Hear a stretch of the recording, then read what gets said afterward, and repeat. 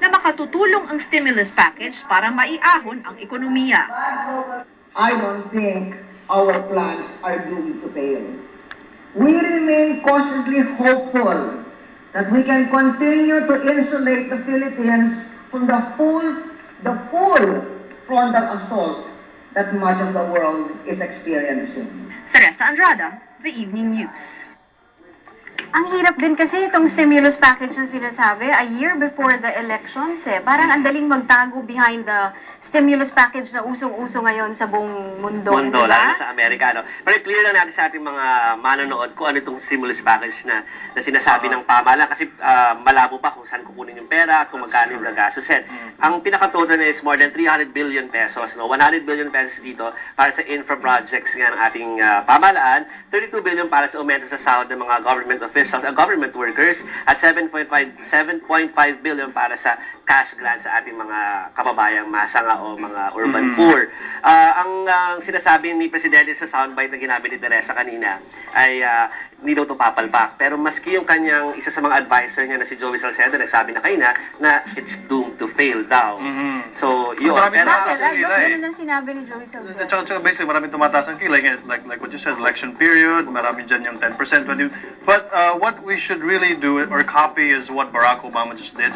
Today, I think they uploaded recovery.gov. I don't know if we have that. Oh, it's over there. Recovery.gov. Napaka-transparent nila dyan. Ipinakita nila kung saan pupunta yung pera. Yung $800 billion ba yun?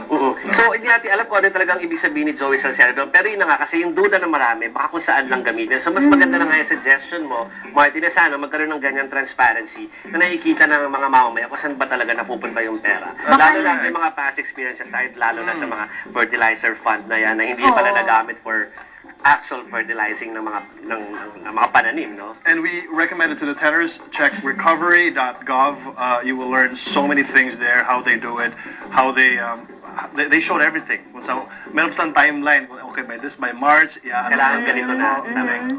Anyway, At baka hindi alam ng marami sa atin, yung SSS na, di ba, a lot of the pension fund will be diverted into the stimulus package. So, pera po natin yan. kasi halong private at saka public, yung public fund ang gagamitin dyan. So, bantayan natin yan, Joey. That's our job. So, from your, pagsasabi na puntahan nila itong website na to, punta na tayo sa sidetrack kung ano pa mga dapat nila i-check sa internet.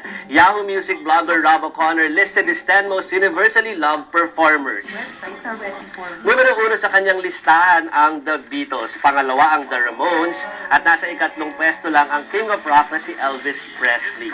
Kasama din sa listahan ang English rock band na Led Zeppelin, ang classic rocker na si Neil Young, ang R&B singer na si Stevie Wonder, ang soul diva na si Aretha Franklin, at ang legendary rock band na Rolling Stones. Pero maraming mga readers ang umaalma sa rankings na ito. Kung bakit, just head on over sa site na ito and find out why they were ranked this way at kung bakit may mga umaangal. The Doors weren't there. Siyempre, may kanya-kanyang mano kung sinong gusto natin na nasa number 1. Mahirap yan eh. You really have to boil it down to 10. I mean, the Dawn. Sa dinami-dami I'll put the Dawn there. The Dawn.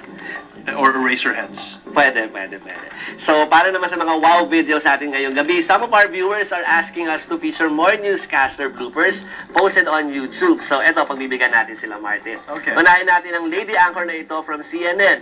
Pakinggan natin siya kung sinabi nga ba niya ang P-word or mali lang tayo ng dinig. Panoorin po natin. Peanuts are now on Northwest Airlines snack menu, and travelers with allergies are flooding the carrier with complaints about the change. Northwest began serving peanuts this month, as its virgin partner, Atlanta-based Delta Airlines, has done for years. Georgia is the top peanut-producing state in the country. Oh my God. Delta says that it will make seating and service accommodations Is it the for accent? peanut allergic. No. She must have been thinking of penis while she was eating. That's for sure. Okay. At kung nagbabalita ka naman ng isang kaso ng patayan, matatawa ka rin ba pag nakita mo ito? Park and airlifted to a hospital. The area is more than Okay. Anyway, nakita ko na ng konti yung video no? Yung napakitang video at natawa na lang daw yung anchor dahil Reporting about murder. yung reporting about murder, tas yung sinasabi alleged killer, parang dilat yung mata, kaya natawa daw yung anchor. Can we actually rewind that and show that on But air? I can't get over that serving the P word in the plane. Peanuts! Oo, nagsaserve ng peanuts talaga sa aeroplano ngayon, ano? miles from Grant's suburban Detroit home. The 37-year-old man is accused in the death of his wife, Tara Lynn Grant, Oh my God. of torso and body parts of who is believed to be the mother of two were found this weekend in and near the Grant home. Was she fired after that? my. She must have been fired after that. Anyway, hindi natin alam kung ano nangyari sa ako, no? Pero nakagulat naman kasi na minsan yung video na a-appear na lang bigla doon sa harapan mo. Di ba? Siya yung nangyari naman sa iyan. O ngayon natatawa tayo. Oo. Well, not in sometimes that it does it happen. It does happen. Mas Especially may, if you have a funny mas may video. sympathy tayo kasi we know how it feels. And Pero- yet it makes you cringe pa rin. But not when you see severed parts of the body.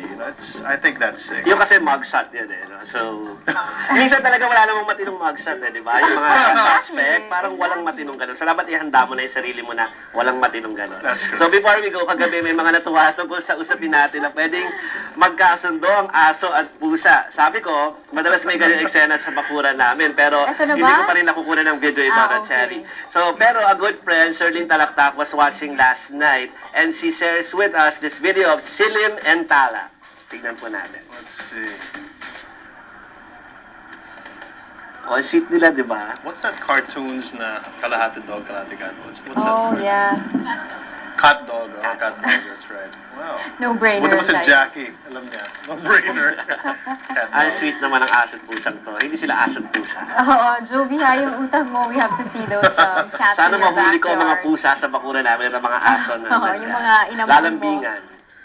So anyway, para kung meron kayong mga suggestions, email nyo lang kami sa mga nakikita nyong email sa aming screen ngayon. And also, please join the 10 Evening News Group over at Facebook. Pinapaalala lang po namin na mayroon ulit tayong live on-air chat through Facebook so please log on to your accounts this Thursday or bukas na yun ng gabi. Kita-kita tayo dito sa ere. Hintayin namin ang mga komento ninyo at lalo na sa mga isyong tinatalakay namin dito sa 10 gabi-gabi. I'm Juvin, I still cover politics. Just sidetrack, but the things we see on the net. Thank you.